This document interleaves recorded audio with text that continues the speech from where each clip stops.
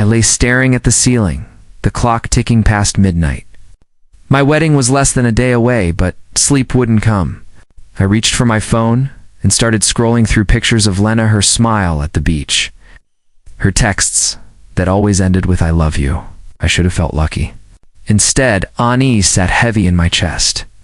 I whispered to myself, "You're just nervous," not doubting her. But the thought lingered like a shadow I couldn't shake. Finally, I got up and decided to drive back home. My cufflinks were still in my old room. It would take maybe 20-30 minutes. The streets were silent, the kind of quiet that makes you think too much. When I pulled into the driveway, all the lights were off, except one upstairs, my father's room. He didn't stay up late anymore. I hesitated before stepping inside. "Dad," I called softly as I walked through the hall. No answer. Then I heard faint laughter, a woman's laugh. My chest tightened. I followed the sound up the stairs, each step heavier than the last. The laughter stopped. Then I heard her voice. "Lena." My hand froze on the doorknob. I didn't breathe. "I didn't want to believe it, Richard," she whispered. "Someone might hear us." "Relax," he said, his voice low and familiar. "He's not coming back tonight." My stomach dropped. For a moment, I prayed I was dreaming. Then I heard the creak of the bed, soft, unmistakable. My heart pounded louder than my footsteps as I pushed the door open. The world blurred.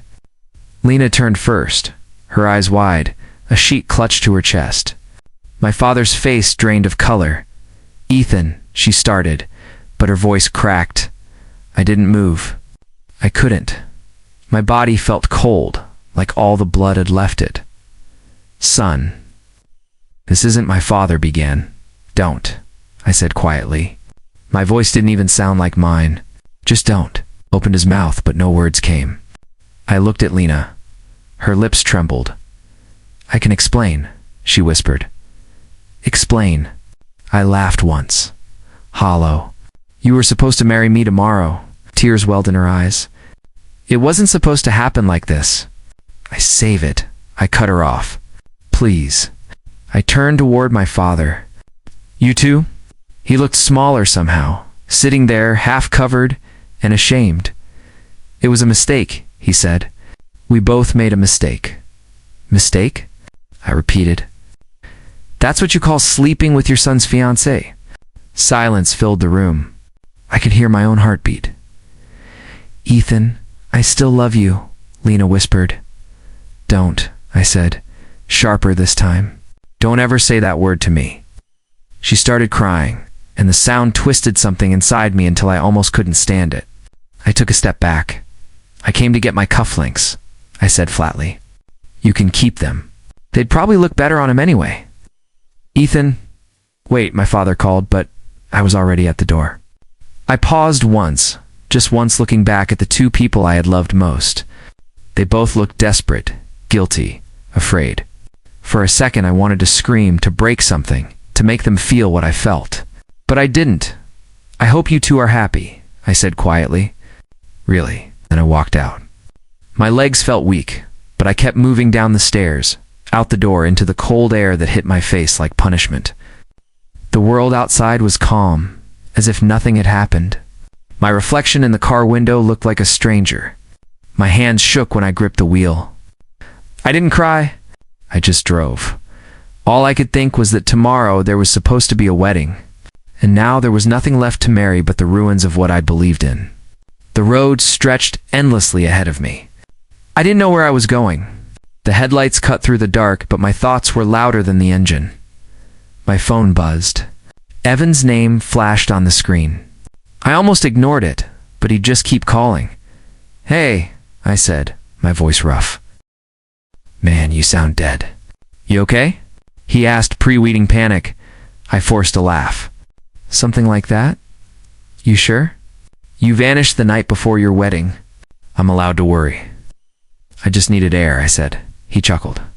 "You? The guy who plans every detail down to his naps. What's going on?" I gripped the steering wheel. The words almost came out. Lena was with my father. But my throat locked. "Evan," I said instead, "have you ever trusted someone so much you stop checking if they deserve it?" He went quiet. That's a heavy question for midnight, I muttered. Forget it. You're overthinking, man. Cold feet happen. Tomorrow's gonna be fine. You and Lena are solid. Right, I swallowed. Solid. Get some sleep, he said. Big day ahead, yeah. Thanks. I hung up and tossed the phone onto the seat. The silence afterward hurt more than the call. I rolled the window down. The cold air hit like a slap. My eyes burned, but no tears came. Everyone will be there tomorrow, smiling, clapping, believing the lie. The thought made my chest tighten. I hit the steering wheel once hard enough to sting. By the time I reached my apartment, the sky was already paling. I walked inside, turned on the light, and saw the tuxedo hanging by the mirror, perfectly pressed, waiting. I stared at it for a long time. The silence in the room was heavy. My reflection looked calm, but my hands wouldn't stop shaking. I looked at the photo of my mother on the wall, her soft smile. The same one she wore when she used to tell me, "Don't let people turn you into them," I whispered. "What would you do if it were you?" The photo didn't answer, but the question echoed back at me. What would I do? Confront them? Cancel the wedding? Tell the truth? I sat on the edge of the bed, staring at the floor until dawn. By sunrise, I still hadn't decided. All I knew was that something inside me had cracked. Whatever came next would never be the same. Dawn light spilled through the curtains. I hadn't slept, but I didn't feel tired, just hollow, like someone had scooped everything out of me and left ice behind.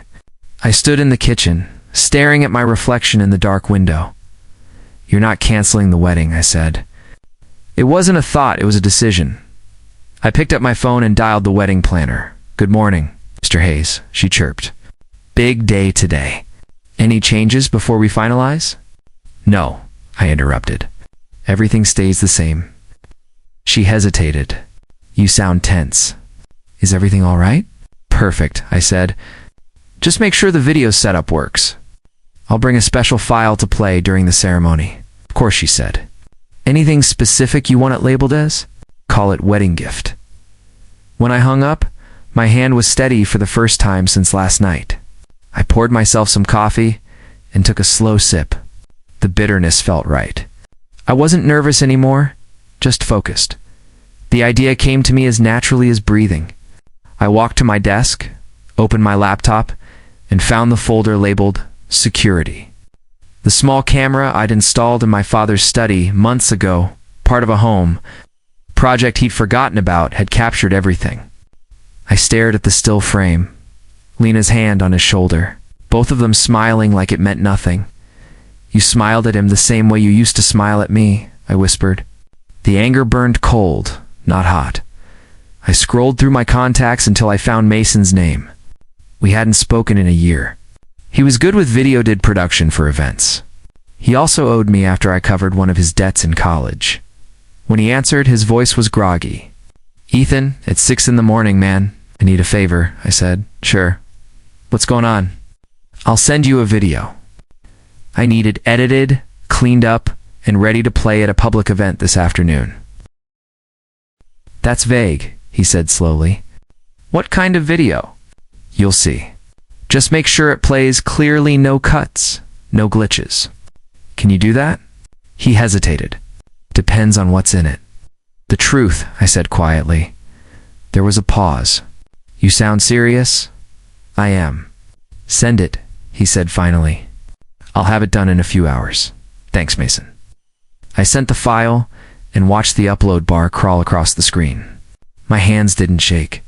I waited for guilt, for panic, for something human, but there was nothing. Just silence inside me by the time the sun was fully up. I'd ironed my shirt, polished my shoes, and set the cufflinks beside my tuxedo. The same cufflinks I'd almost left behind. I looked at them and smiled faintly. "One last show," I said, "then it's over." Oh. The mansion buzzed long before sunrise. Voices echoed down the halls, laughter spilling from every corner. I walked through it all like a ghost trapped in someone else's dream. Evan found me near the entrance holding 2 coffees. "There you are. You look like hell."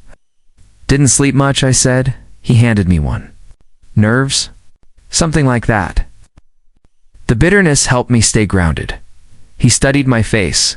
You sure you're okay? You've got that look like you're about to confess to a murder. Psst. I smiled faintly. If I ever did, you'd be the last person I'd tell. Fair, he said, chuckling. But seriously, Ethan, if something's wrong, I'm fine. The lie came easily. Just ready for this day to end. He nodded. Big life changes do that to you. Before I could reply, Lena's voice cut through the noise. Ethan, she was radiant, white silk, soft perfume, the picture of everything I thought I wanted. Her eyes lit up like we hadn't been shattered hours ago. You look incredible, I said, forcing a smile. Her hand brushed mine. And you look tired. Didn't sleep, I said. Neither did I, she whispered. Too excited. Excited. The word twisted in my gut. Guests arrive one after another. Lathertives, colleagues, people I barely knew. My father greeted them with his politician's grin, shaking hands and laughing like a man who hadn't destroyed his son's life 12 hours earlier.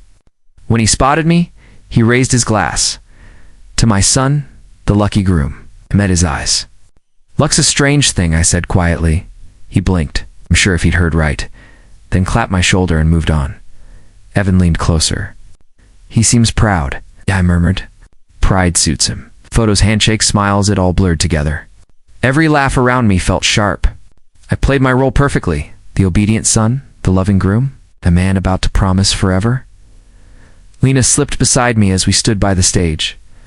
I still can't believe this is happening, she said softly. It feels like a dream. Dreams end, I said. She laughed, not hearing the edge in my voice. You always say things like that. So serious? I looked at her, meeting her eyes. I just hope we both wake up soon. She tilted her head. You're being weird? Maybe, I said, smiling faintly. But you'll see. I planned something special for today. Her face brightened. A surprise? Something like that. She leaned in and whispered, I can't wait to be yours forever. I almost laughed. Almost the music swelled as I walked down the aisle. Applause followed, warm, loud, blind. I could feel hundreds of eyes on me, none of them seeing the truth. Evan whispered from behind, You're pale, man. You sure you're ready? I nodded. More than ever. Lena stood at the altar, glowing under the lights. Her smile was perfect, practiced.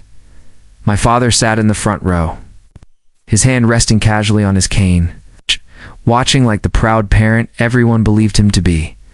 The officiant began, his voice echoing. We are gathered here today to celebrate the union of, before we start. I interrupted, stepping toward the microphone. I'd like to say something. The officiant blinked. Of course. I faced the crowd, forcing a calm smile. First, thank you all for being here. It means the world to have family, friends, and loved ones gathered to witness this day. People smiled and nodded.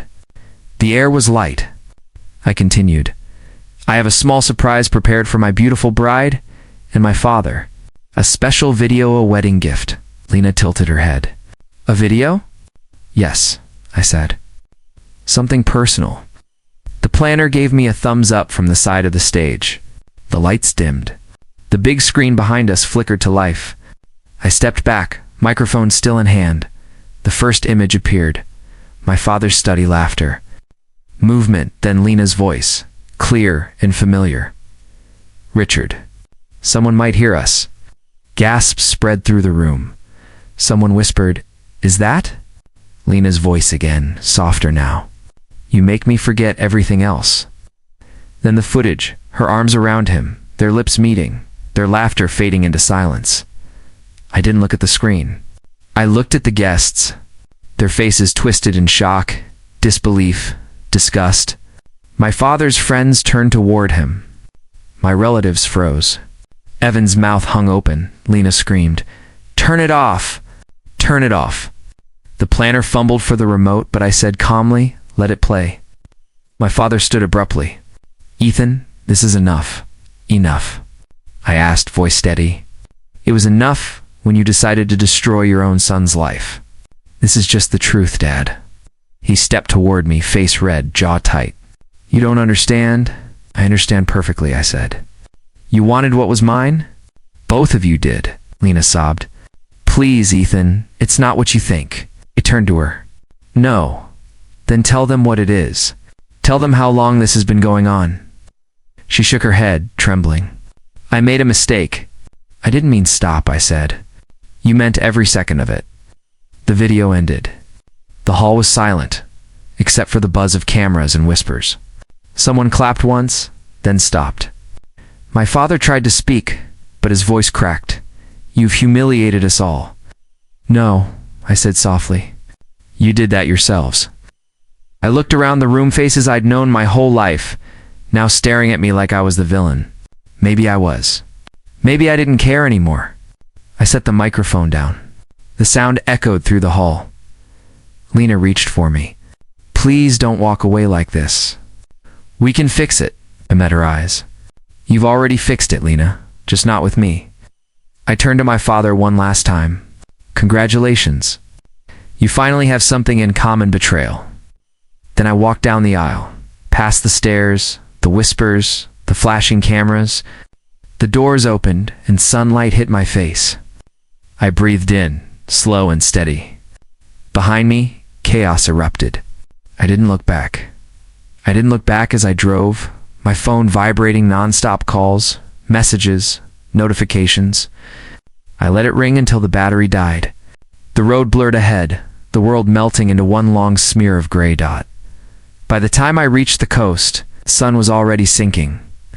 I parked near the cliffs and sat on the hood, listening to the waves crash below. The wind carried faint voices from a passing car's radio. My name. My father's, Lena's. Breaking news, the announcer said. Corporate scandal. Video leaked during wedding ceremony. I turned away. My phone buzzed weakly one last time before dying completely. I almost threw it into the ocean but stopped. Even silence felt loud tonight. After a while, I heard footsteps behind me. Found you, Evan said, slightly out of breath. You don't answer for 6 hours, and the internet's on fire? What the hell did you do? I didn't move, told the truth. He stopped beside me, staring at the horizon. You call that truth? That was a bomb. It was overdue, I said. He exhaled. They're everywhere, man. The clips, the headlines, the groom who exposed his bride and father. You've gone viral. I gave a dry laugh. Finally famous for something real. He glanced at me. Your dad's company's tanking. 2 partners pulled out already. Lena's agency dropped her. They're tearing each other apart online. I know. He frowned. You're calm about this? I'm empty, I said quietly. That's not calm. He didn't answer. We stood there for a long time, the sea roaring beneath us. Finally, he said, You got your revenge. I turned to him. Did I? He hesitated. You exposed them. Everyone knows. Isn't that what you wanted? I wanted them to feel what I felt, I said. But now that they do, I don't feel anything. He nodded slowly. That's how revenge works.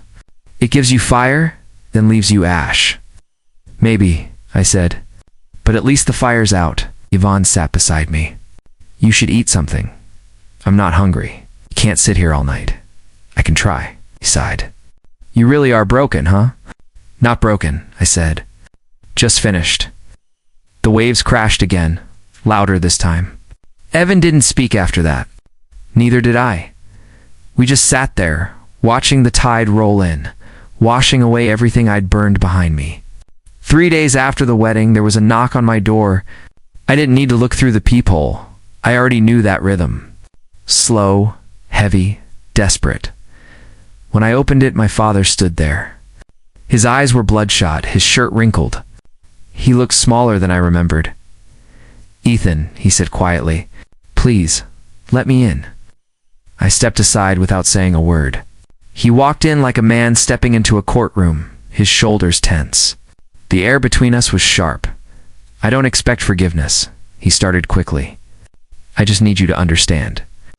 That night it wasn't what it looked like. I leaned against the counter. You really going with that? She came to my room, he said. I'd been drinking. I didn't mean for it to happen. She knew what she was doing. I almost laughed. So, she seduced you? That's the story you tell yourself? He rubbed his forehead. I made a mistake. I was weak. But I never meant to hurt you. I stared at him. You did it anyway. He nodded slowly. I know.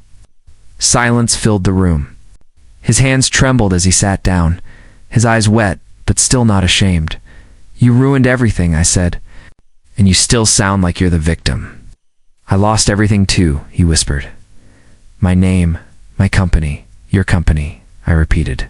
That's what matters to you. He looked up, panicked. No, that's not what I meant. I cut him off. You taught me everything about betrayal. I just gave the lesson back. His jaw tightened. Ethan, please. I'm still your father, not anymore. He stood, his voice low. You'll regret saying that someday. Maybe, I said, but not today. He hesitated at the door, searching my face for something mercy. Maybe? He didn't find it. When the door shut, silence hit harder than his voice ever could. My phone buzzed. Lena. I stared at her name until the screen went dark, then blocked the number. Days passed like years. The headlines moved on to new scandals. People forgot. I didn't. Every night the memories replayed the door opening, their faces, my voice saying goodbye. The world burned for them, but for me, it never stopped smoldering. The cemetery was quiet, the air heavy with rain and cut grass. I stood in front of my mother's grave, tracing her name carved in stone. It's been a while, I said softly. You'd probably say I'm just like him now. I crouched down and brushed leaves from the base of the stone. You were right to leave him. I used to think you gave up too easily. Now I understand. The silence felt heavier than her absence. He broke you, I whispered, and I swore I'd never be like him. But I was wrong. I became cold. I hurt people too. A tear hit the marble before I could stop it. I sat down on the damp grass, staring at the sky. For the first time since the wedding, I didn't feel angry, just tired. I didn't hear Evan until he said, You talk to her like she can still answer. She always answered, I said quietly. I just didn't listen when she was alive. He crouched beside me. She'd be proud of you. I gave a short laugh. For what? Exposing my father on live television? For surviving him, he said. That counts. Surviving isn't the same as living, I murmured. You're stuck in that loop. Revenge, guilt, silence. You've got to break out of it. How? I asked. Tell me how to stop feeling like everything I touch burns. By touching something that doesn't, he said simply. I frowned. You sound like a fortune cookie. He smiled faintly. I brought someone. I thought you might want to meet her. I raised an eyebrow. Now's your time for matchmaking? Relax. She's a journalist, Clara Nguyen. She covered your story, but she defended you when no one else did. Said you looked more human than the people judging you. I don't need pity. It's not pity, he said. It's understanding. A woman approached from the path, hands tucked in her coat pockets. I didn't mean to intrude, she said softly. Evan said you might want company. I studied her face. No judgment, just calm. You wrote about me, I said. I wrote the truth, she replied. That sometimes pain doesn't make monsters. It makes survivors. The first time in months, I felt something other than emptiness. Maybe hope. Clara and I started meeting at a small cafe near the harbor. She always ordered tea. I stuck with coffee. The silence between us never felt uncomfortable. One afternoon, she said, You don't talk much, do you? I used to, I said. Then I realized people only listen to reply. She smiled. So, you stopped trying. I stopped expecting anyone to care. Well, she said, stirring her tea, I care. Not out of pity, just curiosity. Curiosity about what? How someone can look so calm while carrying that much pain. You're assuming I'm still in pain. You are, she said. You hide it well, but it's there. I didn't argue. I just traced the rim of my cup. When I was a kid, I said quietly, My father used to tell me feelings make you weak. I believed him. But now I know he said that because he couldn't feel anything himself. Clara nodded. And now you're afraid you've become him. If the words hit harder than I expected, maybe I already have. No, she said gently. You felt everything: betrayal, guilt, anger. That's proof you're nothing like him. I didn't know whether to thank her or walk away before she saw too much. You make it sound easy? I said. It's not, she replied. But walking away from pain is its own kind of victory. You don't have to destroy yourself to heal. I wouldn't know where to start. Start by talking, she said. Not to fix it, just to release it. So I did. I told her everything the night before the wedding. Lena's laughter, the look on my father's face when I caught them, the emptiness that followed. She didn't interrupt once. When I finished, she said, You survived something cruel. That's not weakness, Ethan. That's endurance. Her words didn't erase the memories, but they softened the edges. Some wounds don't close, they just stop bleeding long enough for you to breathe again. One quiet morning, Evan called while I was editing photos. You seen the news? He asked. No, I said. I stopped checking months ago. You might want to. Your father's company's gone. The board voted him out. He's broke. And Linushi left town. Some blog says she's working at a hotel in Miami. I leaned back in my chair. So that's how it ends. You sound calm? I am. Karma did better work than I ever could. You don't feel anything? Closure, I said. Not happiness. Not sadness. Just done. Evan was quiet. You moved on faster than I thought. Moving on isn't about speed, I said. It's about acceptance. He chuckled. You sound like Clara. Maybe she's rubbing off on me. You and her getting close. She's good company, I said. We talk, take walks. She reminds me there's more to life than revenge. It's progress, he said. I'm proud of you. Don't be. I still wake up angry sometimes. But now it fades faster. It's better than nothing, he said. After we hung up, I grabbed my camera and stepped outside. The town was quiet, the sea close enough to hear. Clara once told me, photography is just learning to see again. She was right. Through the lens. I noticed things I used to miss, the way light danced on water, the laughter of strangers, the peace of stillness. As I framed a shot of a couple walking hand in hand, I thought about Lena, about my father, about the version of me who couldn't let go. He was gone now. The world had punished them in its own time. I didn't need to. I lowered the camera, exhaled, and whispered, It's over. The first time, it actually felt true. The sky was clear, the kind of blue that doesn't need words. I sat on the sand with my camera beside me, watching waves erase old footprints. Clara walked up, her hair tied back, that soft smile on her face. You always sit in the same spot, she said. Habit, I replied. The sea doesn't judge. She sat beside me, knees pulled close. Evan told me you finished that photo series, I said. Called it Fractures. People liked it. Shaw it, she said. That last photo, the broken mirror with the sunrise. It felt peaceful. That's what it was meant to be. We sat in silence for a while, listening to the water. Then she asked quietly, Do you ever regret it? What you did that day? Sometimes, I said. I wonder what would have happened if I'd stayed quiet. Maybe I'd still have a family. Maybe not. And I took a breath. No, I don't regret it. I regret trusting the wrong people, but not walking away. Some endings have to happen, she nodded. That's brave. Not brave, I said. Just necessary.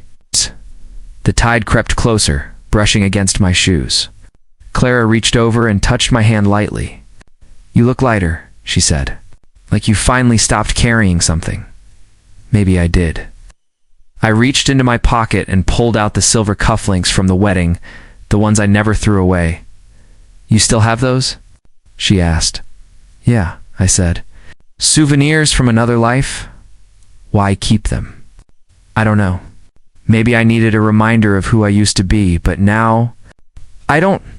I stood, walked to the water's edge, and opened my hand. The cufflinks caught the sunlight before sinking beneath the waves. Clara watched quietly. That felt like goodbye, as I said. She smiled, gentle and sure. So, are you okay now? I looked out at the horizon and felt something I hadn't in years. Peace. I'm okay, I said, and for the first time I meant it. The sun rose slow and gold across the water. I sat beside Clara on the pier, my camera in my lap. You still wake up before dawn, she said. She looked at me and smiled. You sound lighter these days. I feel lighter, I said. Like I've finally stopped fighting ghosts. The wind brushed against us, soft and warm. For a while, we just listened to the waves crash and fade. Then Clara broke the silence. You got something in the mail this morning? She said. Evan dropped it off. I glanced over. What is it? She reached into her bag and pulled out a folded envelope. It's from him. My breath caught for a second when I saw the handwriting, my father's, neat and careful. Clara watched me closely. Are you going to read it? I turned the envelope over in my hands. Maybe, maybe not. Maybe not, she asked gently. I already know what it says, I said. Sorry, regret. A few excuses dressed up as apologies. She nodded. So what will you do with it? I stood, walked to the edge of the pier, and let the letter slip from my fingers. It floated for a moment before sinking beneath the water. Clara came to stand beside me. You didn't even open it. I don't need to, I said quietly. Forgiveness isn't about hearing the words. It's about not needing them. She smiled faintly. That's poetic, maybe, I said. Or maybe I'm just tired of hating him. You think he meant it? I think he meant what he could, I replied. But meaning doesn't fix what's broken. It just stops the breaking. I stood in silence, watching the ripples fade into still water. After a while, she said softly, You've come a long way from the man who burned everything down. I let out a quiet laugh. That man needed to burn. Otherwise, I'd still be standing in the ruins. The sun rose higher, warm against my skin. I whispered more to myself than to her. That night ended my past and began your life, Clara said, smiling. I looked at her, then back at the waves. Yeah, I said. Maybe it was worth surviving after all.